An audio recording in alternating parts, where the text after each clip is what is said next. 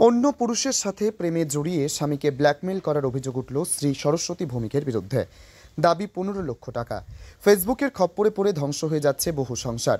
সুন্দরভাবে সাজানো গোছানো সংসার ভেঙে অবৈধ প্রেমের সম্পর্কে জড়িয়ে পড়ছে বহু পুরুষ এবং মহিলা। এর মধ্যে আগরতলা মিলনচক্র এলাকা থেকে স্বামী সুব্রত দাসের হাতে ধরা পড়ল তার স্ত্রী সরস্বতী ভৌমিকের প্রেমিক নয়ন রঞ্জন সাহা সহ তার স্ত্রী। তার বাড়ি ত্রিপুরা সিপাহীজলা জেলার মেলাঘর হাসপাতাল চৌমুহনী এলাকায়। পেশায় সে ওষুধের দোকানের মালিক। অন্যদিকে সরস্বতী ভৌমিক নামে ওই গৃহবধূর সংসারে একটি কন্যা সন্তান রয়েছে।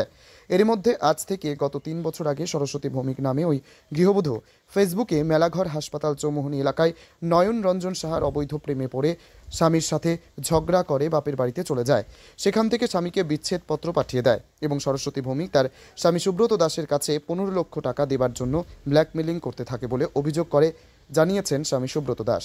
এবার স্বামীকে ছেড়ে প্রেমিক নয়ন রঞ্জন সাহার সাথে ঘুরতে বেরিয়ে আগরতলা মিলনচক্র এলাকা থেকে হাতে নাতে গৃহবধূর প্রেমিক নয়ন রঞ্জন সাহাকে ধরে গণধোলাই দিয়ে পুলিশের হাতে তুলে দিল অসহায় স্বামী সুব্রত দাস। এই অবস্থায় স্বামী সুব্রত দাস জানিয়েছে তার স্ত্রী সরস্বতী ভৌমিকের বিরুদ্ধে থানায় মামলা করবে। ফেসবুকে এই ধরনের ঘটনায় সমাজ ব্যবস্থায় অত্যন্ত বাজে প্রভাব পড়তে শুরু করেছে। ত্রিপুরা থেকে বিক্রম কর্মকারের report, crime press Bengal news. না আটক করছে বলতে আমি তো বাড়িতে যাইতেছিলাম, এর মিসেসের সাথে আমার কথা হইতো আর কি। হ্যাঁ, মিসেসের নাম কি? সরস্বতী ভৌমিক। বাড়ি খয়ারপুর। আচ্ছা, বিধান তুই কথা হইতো এই পারপাসে তুই হ্যাঁ একটা ডাইভোর্সের মনে সমস্যা চলতেছে, তো এই কারণে মানে আমার আটকেছে মানে বিধান করছে, মানে এমনিতে হ্যাঁ কথা কোনের লেগে আমার দাঁড় করাইছে। ডাইভোর্সের যে সমস্যা চলতেছে আপনি কিভাবে জানছেন? এটা হ্যাঁ সাথে কথা হইতো, মানে হ্যাঁ কইছে আর কি। ওনার মিসেসের সঙ্গে যে আপনার পরিচয়, কিভাবে পরিচয় হয়েছে? মানে এমনিতেই মনে করেন অ্যাবির থ্রুতে পরিচয় হয়েছে। ফেসবুকে। আজকে আপনাদের কি কারণে আটক করা হয়েছে? আটক করা হয়েছে বলতে হ্যার মিসের সাথে কথা কইতাম আর কি। তুই মনে করেন হ্যাঁ পারিবারিক সমস্যা চলতেছে, ঠিক আছে, আমি ওই জিনিসটা বুঝছি। তুই আমি নেক্সট দিন আর কোনো রকম মানে চলাফেরা করতাম না বা কোনো কিছু রাখতাম না। আপনি কি জানতেন এই মহিলা বিবাহিত? হ্যাঁ, মহিলা বিবাহিত। তারপরও আপনি মানে ওনার সঙ্গে রিলেশন করছেন?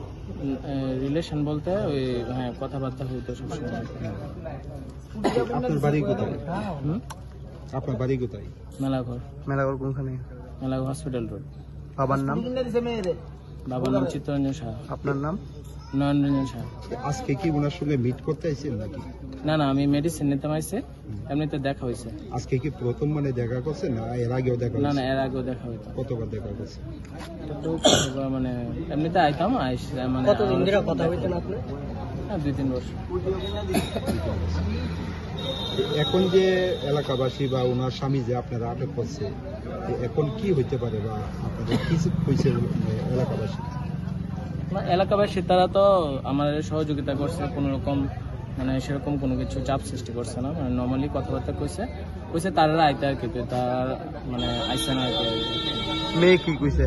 আইবো কইছিল প্রথমে আইবো, কিন্তু এরপর আর আইসে না। আপনি কি চান? আমি মনে করো এরকম এখন কোনো মানে যোগাযোগ রাখতাম না আর কি কোনো কিছু। আপনি কি বিবাহিত? না, আমি আনম্যারিড। বাড়িতে কে কে আছে? বাড়িতে মা বাবা আছে। কি করেন আপনি? মেডিসিন দোকান। কোনখানে? মেলাঘর। তুমি কি বক্তব্য দিবা? আজকে থেকে 2-2.5 বছর ধরে ঘটনাটা আমার মিসেসের সঙ্গে একটা ঘটনা হয়েছিল। তো মিসেস আমার সাইডে গেছিল গা, তো যাওয়ার পরে আমি অনেক কিছু বুঝতে পারলাম না যে ক্লিয়ার গেল গা আশুপিসে কিটা। অনেক কিছু খোঁজাখুঁজির পরে আমি একটা প্রুফ পাইছি যে নয়ন সাহা নামে মেলাঘরের হের সঙ্গে দীর্ঘদিন ধরে রিলেশন আছে। তো রিলেশন থাকানে আমি হেরে ফোনও করছিলাম। তো ফোন করার পরে আমাদের রেকর্ডিংও আছে, হেরে ফোন করছিলাম, কত তারিখ ফোন করছিলাম রেকর্ডিংও আছে। হেরে না করছিলাম যে তুমি কথাবার্তা কইও না। তো আমি হেরে গালিগালাজও করছিলাম ফোনে, তো কিছু কথাবার্তা কইও না। হ্যাঁ, তারপরে আমি আর হেরে কল করছি না। তারপরেও তারা মেলামেশা করে গেছে, রিলেশন বজায় রাখছে। তারপরে আমি অনেক কিছু খোঁজ খবর পাইছি, প্রুফ পাইছি, সেটা অনেকদিন ধরে তারারে দেখতেছি ধরানোর লেগে। তো ধরতে পারতেছি না। আজকে সারাদিন আমি হের পিছনে আসছিলাম, দেখছি 2বার মিট করছে তারা আজকে। তো আমি তখন একলা আসছিলাম। তো তখন তার আমি কিছু কইতে পারছি না। যখন আমি যাইতেছিল হ্যারে দাঁড়া করাইছি আমার তার সাথে কথাবার্তি কইছি, হ্যাঁ সাথে কথাবার্তি কইছি। এলাকাবাসী আইসে আপনি কোন জায়গাতে পাইছেন তারা? আমি এডিনগর। কি অবস্থায় পাইছেন? আমি একেই পাইছি, আর শান্তিপাড়া হের লগে দেখা করছি। মেয়েটা কি সাথে ছিল? হ্যাঁ তখন সাথে ছিল।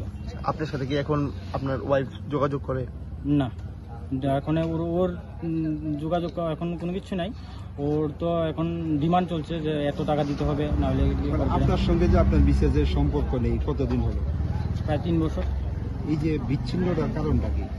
বিচ্ছিন্নতার কারণ তো প্রথমে কিছু বুঝতে পারলাম না। তারপরে যখন আমি ওর একটা সিম কার্ড ছিল, সিম কার্ড বাইর করলাম, তখন হ্যাঁ ওর সাথে কথাবার্তি করতো। তখন বুঝলাম যে ওর সাথে একটা রিলেশন আছে। তখন কি মনে হয় মানে ওনার সঙ্গে সম্পর্ক তৈরি হওয়ার ফলে কি আপনার সঙ্গে হ্যাঁ বিচ্ছিন্ন? হ্যাঁ।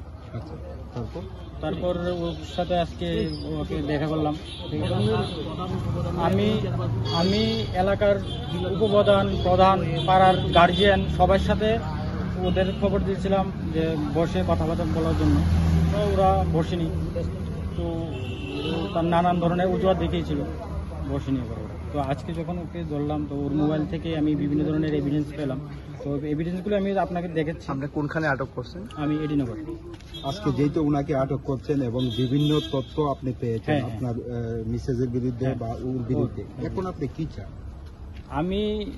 আমি সুষ্ঠু বিচার চাচ্ছি। ও যে আমার নামে কোর্টে মামলা করছে, বিভিন্ন ভুলভাল দেখিয়ে মামলা করছে, তো ওটার আমি সুষ্ঠু বিচার চাচ্ছি। মানে মামলাটা কিসের ছিল? মামলাটা ও বলছে মেনটেনেন্স দেওয়ার জন্য। তো আমি আমার মেয়ের মেনটেনেন্স পুরোটাই দিচ্ছি, তো বলছে ওরও মেনটেনেন্স দেওয়ার জন্য। তো আমি বলছিলাম যে তুমি তো আমার সঙ্গে আসোনি, তো আমি মেনটেনেন্স কেন দেবো? তো বলছে যে ডিভোর্স দিয়ে দাও। তো বললো না, আমি 15 লাখ টাকা লাগবে ডিভোর্স দেওয়ার জন্য। কত বছর আগে বিয়ে হয়েছিল আপনার? আমার 2013-তে। সামাজিক বিয়ে ছিল? লাভ ম্যারেজ ছিল। আচ্ছা, তো বর্তমানে সংসারে কে কে আছে? আমার বাড়িতে মা, বাবা, ভাই, ছোট ভাইয়ের বউ, আর আমার মেয়ে ওইখানেও থাকে, এখানেও থাকে। আপনার নাম? আমার নাম সুব্রত দাস। আর মিসেজের নাম? সরস্বতী ভৌমিক। আর যাকে আটক করেছেন? নয়ন সাহা। আচ্ছা, এই ঘটনার পর ঘটনাস্থলে পুলিশ আসলো, তো হ্যাঁ। পুলিশের কাছ থেকে কি ধরনের সহযোগিতা বা আমি আশ্বাস পাচ্ছেন? পুলিশের সঙ্গে সবটাই খুলে ধরলাম। তো পুলিশও বললো যে না, ওটা তো এমন কিছু নেই। তো পুলিশও ওদেরকে ফোন করেছিল, ওরা বললো আসবে না। প্রথম নয়ন সাহাকে দিয়ে ফোন করেছিলাম যে আসবে বলেছিল, 2 ঘন্টা বসিয়ে রাখা হলো এখানে। তো এখন বলছে আসবে না। ওকে ফোন করে বললো যে তুমি কে, আমি তোমাকে চিনি না। হ্যাঁ, পুলিশকে ওরাই ফোন করে দিয়ে বললো যে এখানে কোনো একটা কিছু হয়েছে, নয়ন সাহাকে আটক করে রেখেছে, তো আপনারা যান। তো পুলিশ আসলো, আর পুলিশ আসার পরে এমন কিছু দেখিনি। এই যে ফেসবুকের মাধ্যমে বিভিন্ন জায়গার মধ্যে আপনার বিভিন্ন ঘটনা ঘটছে, মানে সমাজের প্রতি কি বার্তা দেবেন আপনি? সমাজের প্রতি বার্তা বলতে কি, ফেসবুক সোশ্যাল মিডিয়াটা আমি খারাপ বলবো না। যারা খারাপভাবে উপয়োগ করে তারা খারাপ, আর যারা ভালোর জন্য ব্যবহার করে তারা ভালোর জন্য ইয়ে করে। তো অনেকেই আছে খারাপের জন্য ইয়ে করে। তা আমি কিছু বলতে চাই না, কারণ কার ব্যাপারে কি বলবো আমি ওটা কিছু বলতে চাই না। যার পার্সোনাল। যে ছেলেটারা আটক করেছেন ওনার গার্জেনকে আপনারা খবর দিয়েছেন? না, ওর একটা ভাইকে খবর দিয়েছিলাম, ভাই আসবে বলছে, এখনো আসেনি। ভাইয়ের সাথে আমি কথা বলেছিলাম যে তুমি আসো, আমি ওর সাথে আছি। তো ভাই বলছে ঠিক আছে দাদা, আমি আসছি, তুমি ওর সাথে থেকে। আমি ঠিক আছে। না, ওর ভাই এখনো আসেনি। এখন আপনারা কি করবেন? এখন আর কি করবো, ওকে তো বলছিলাম যে ওর ভাই আসুক, ভাইয়ের সাথে কথা বললে একটা দেখি একটা কি করা যায়। কতক্ষণ হয়েছে আটক করেছেন? প্রায় 2 ঘন্টার উপর আমরা বসে রয়েছি। ও মেয়ের বাড়িতে ফোন করেছিল। আপনার মিসেস কি বলেছিল ফোন করার পর? ফোন করার পরে ছিল যে আসবে, আসছি, ওইখানে আছি, আসছি। ওকেই বল, ওর ফোন দিয়ে কথা বলেছিল, আমার ফোন নেই। ওর ফোন দিয়ে কথা বলেছিল যে আসছি, ও আছে সামনে। তো এখন মনে হয় 10-15 মিনিট আগে ফোন করে বলছে কি আমি ওকে চিনি না, তোমাকে চিনি না, আমি কেন আসবো এখানে। আপনি কি এই বিষয়টা থানাতে জানাবেন? হ্যাঁ, আমি থানাতে জানাবো।